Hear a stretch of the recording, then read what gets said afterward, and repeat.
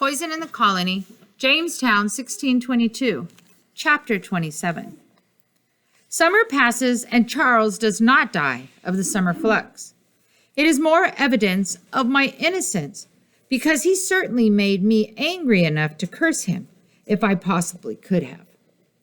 Daw can hardly wait for the tobacco harvest to be over so that he and Samuel can go back to Elizabeth City to work on clearing the land and building our houses. As he prepares to leave, Catherine and Alice set up whining and crying that they don't want him to go. I'm building us a nice house, he promises them. I don't want a nice house, Alice wails. I want you to stay here in this house. I have to clear our land for our farm, Daw says patiently. No farm, Catherine cries. My mother and I look at each other over their heads. The little girls are doing what we wish we could do, clinging to my father and begging him not to leave. My father picks up his weeping daughters and sets one on each knee. Look, he says loudly, startling them into silence. Look at me. Where am I, Alice? He asks. Right here, she says and sniffles. Catherine, where is your Daw? Here. She points to his chest. Yes, I'm right here with you, so stop crying. Alice lowers her face to the sleeve of his shirt and wipes her snotty nose on it. Daw's lecture seems to have satisfied them because soon they are playing on the floor with their rag dolls, and Daw is free to continue packing. The next day, Daw and Samuel leave for Elizabeth City while the girls are napping. It begins almost as soon as my father leaves. I wake up with it in the morning and feel it as I lie down to go to sleep at night. Dread. During the day, when I am busy, the feeling fades into the background. But whenever I am quiet, it is there waiting for me, like a menacing storm in the distance, letting me know that somehow, some way, we are in danger. If only Samuel were here, I'd be able to talk to him about it. I don't want to worry my mother by telling her about this dread or by admitting to her that the knowing is alive and well in me. I keep an extra close watch on the girls whenever I'm out of the house with them. And I refuse to take Alice with me outside the fort, no matter how hard she begs. One day, in late January, the weather turns warm as springtime. If we had no calendar, I would think it was time to plant, my mother says. We open the shutters and the low winter sun streams into our cottage. Go take Alice with you to fetch wash water from the river, my mother tells me. Catherine is sleeping. Alice has refused to nap, and I know my mother wants some peaceful time to work on her sewing. I can't object. I can't tell her. I'm worried that there might be something out there to harm us. All I can do is agree and lift the yoke with buckets to my shoulders. It's so warm we don't even bother to wrap our feet in rags. Alice chatters all the way to the river. It is springtime yet? Is Daw coming home tomorrow? If it's still winter, then why is it so warm? When is Daw coming home? When will it be spring? Why not now? I answer her questions patiently, all the while glancing around us to make sure there is nothing out of the ordinary. At the river, I lower the yoke from my shoulders. The air is warm, but the water is frigid. So when I wade in to dunk my buckets, my feet hurt with cold. Alice plays on the shore, jumping from rock to rock. I sit down near her to thaw my frozen feet in the sun. Alice is so happy to finally be out. It would be a shame to rush her back to the cottage. She begins to gather small stones and arrange them in a pile. We'll stay just A little while longer, I tell myself. Mom will be glad for the quiet time. I look out across the river at the line of trees on the other shore, and the gap in the trees where our laborers have felled them to clear land for a new plantation. I wonder what it must have looked like when Samuel and my father arrived on those first ships, when all the trees still stood proud and tall. Now Alice is using her 4.5-year-old strength to lift and move big rocks. Good, I think. Maybe she'll get tired and take a nap after all. The warmth and the sun are making me sleepy, so I fold up my knees, rest my arms and head on them, and close my eyes. The next thing I hear is Alice's scream. I jump to my feet. The snake slithers away.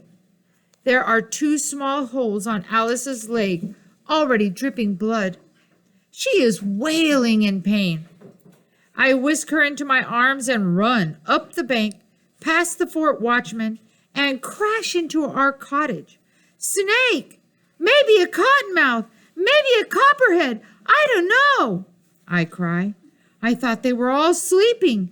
It's winter. Mom grabs Alice and lays her on the bed. Hold her, she orders. While I hold her down a screaming Alice, Mom sucks the blood and poison out of her wound, spitting it into our dirt floor. I am shaking. It is my fault. A snake bite can kill a grown man, and much more easily a small child. Why didn't I watch her better? She must have lifted a rock off a snake's hibernation den and awakened it. Why did I not tell my mother about the feeling of dread? Why didn't I just admit that the knowing had given me a warning and refuse to take Alice outside the fort? I protected myself instead of protecting Alice. I'm so sorry. I'm so sorry. I say it over and over. Mom is all business. Bring me tobacco, she demands. Because there are no copperheads or cottonmouths in London, her knowledge of how to treat New World snake bites comes from the Powhatans. Mom chews on the dried tobacco leaves, then puts the chewed up wad onto Alice's leg. This will draw out more of the poison, she says. Poison. When she speaks the word, I get a strong jolt of the knowing. Poison is the threat. Poison is what I have been dreading, but not from this sleepy snake. He was only the messenger. I am suddenly calm. I know that Alice will heal. I place my hands firmly on Alice's head. She has stopped screaming and is merely whimpering. You're going to be fine, I tell her. Let Mom do what she needs to do, and you'll be well soon. I place my hands firmly on Alice's head. She has stopped screaming and is merely whimpering. You're going to be fine, I tell her. Let Mom do what she needs to do, and you will be well soon. My mother glances at me. She is wondering how I know, afraid that it is the knowing, wanting to be the knowing, so that she can be assured of the truth of what I have said. Don't worry about Alice, Mom, I say, answering her unanswered question. Don't worry about me either. I'm on my own now, anyway. She no longer needs to protect me. She gives me a crooked, tentative smile. She holds the tobacco against Alice's leg as Alice continues to whimper.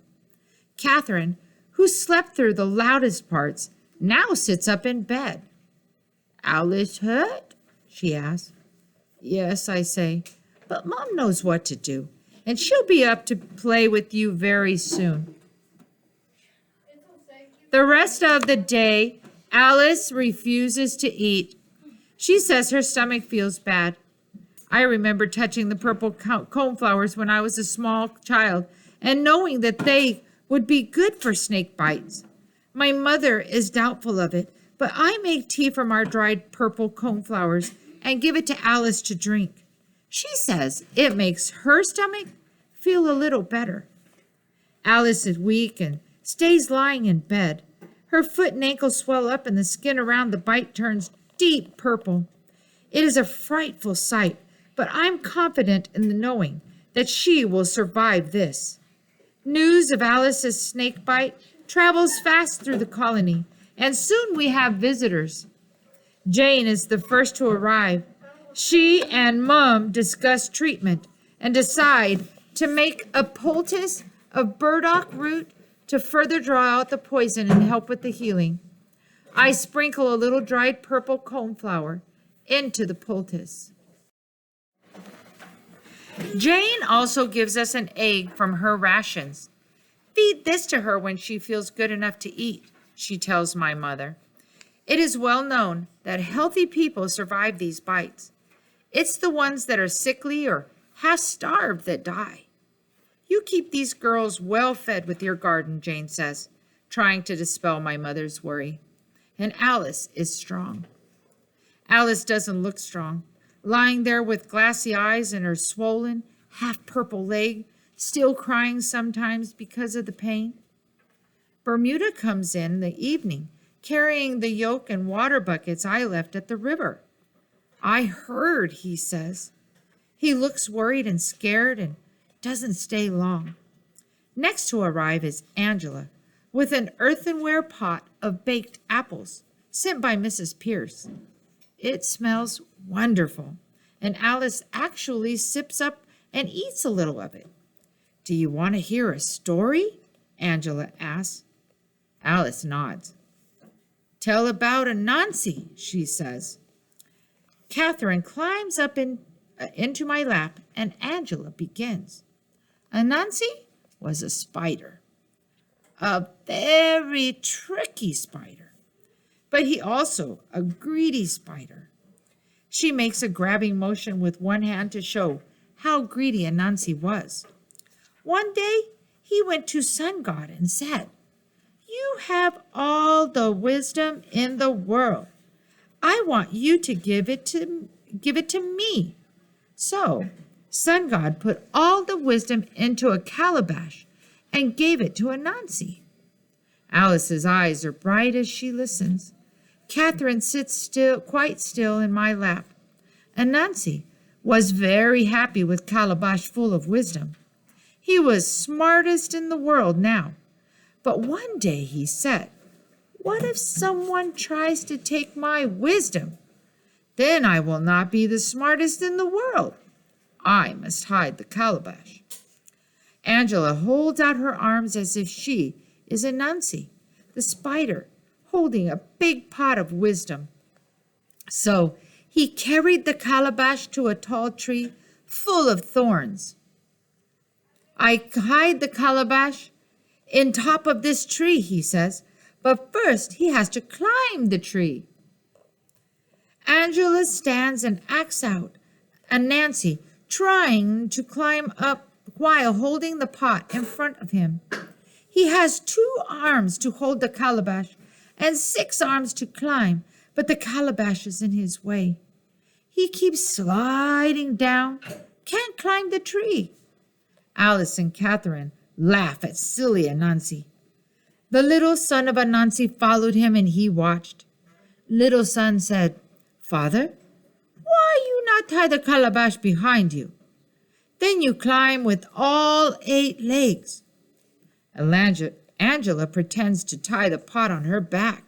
Anansi thought, Little son has good idea. He tied the calabash behind, and up the tree he went.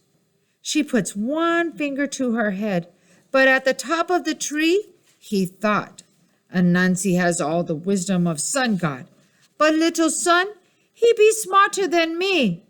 Anansi was so angry, he threw the calabash to the ground.